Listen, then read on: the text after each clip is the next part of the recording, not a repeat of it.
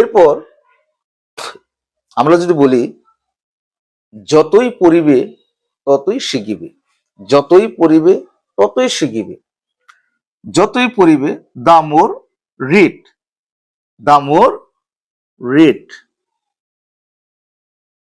Read, রিডটা এখানে verb হিসেবে কাজ করবে। দা মোর রিড, যতই পড়িবে, যতই পড়িবে ততই শিখিবে।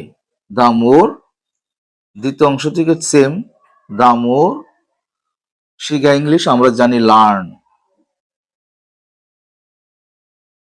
যতই পড়িবে ততই শিখিবে।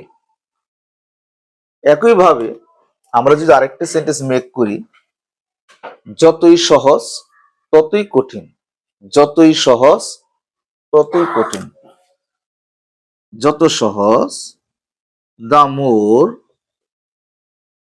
দা মোর, সহজ আমরা জানি ইজি, দা মোর ইজি, দা মোর ডিফিকাল্ট,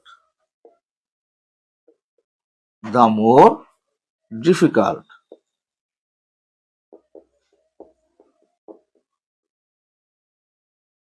দা মোর ডিফিকাল্ট।